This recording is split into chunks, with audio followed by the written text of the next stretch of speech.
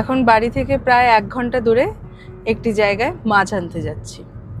আমরা basically Sam's club থেকে code, tuna, catfish এগুলো নিয়ে আসি, কিন্তু এদিনে আমাদের পয়লা বৈশাখের অনুষ্ঠানে গিয়ে ইলিশ মাছ খেয়ে খুব ভালো লেগেছে।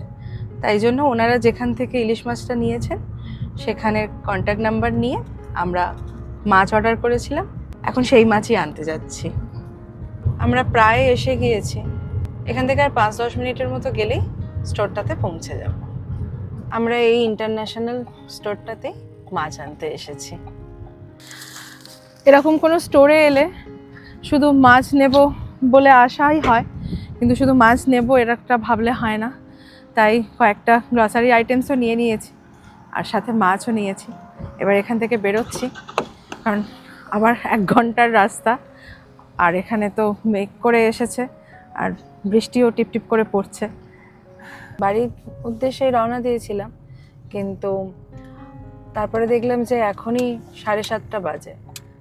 তাই আমরা আমাদের বাড়ির জায়গায় পৌঁছতে পৌঁছতে প্রায় 8:30 হয়ে যাবে। আর স্যামস ক্লাব তো 8টায় বন্ধ হয়ে যায়, আর বাড়িতে একটাও ডিম নেই, ডিম নিতেই হবে। সেই জন্য আমরা যেখানে এসেছিলাম সেইখানকারই স্যামস ক্লাবে এসেছি। স্যামস ক্লাব থেকে ডিম নিয়ে নিয়েছি।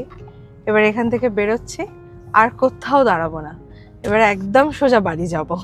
মাছ নিয়ে চলে এসেছি। এখন 8:45 বাজে। ভেবেছিলাম অন্য কিছু বানাবো রাতে খাওয়ার জন্য। তারপর ভাবলাম যখন ইলিশ মাছের মতো একটা মাছ নিয়ে এসেছি তাহলে ইলিশই রান্না করি। সেই জন্য এখন ইলিশ কোরমা বানাচ্ছি।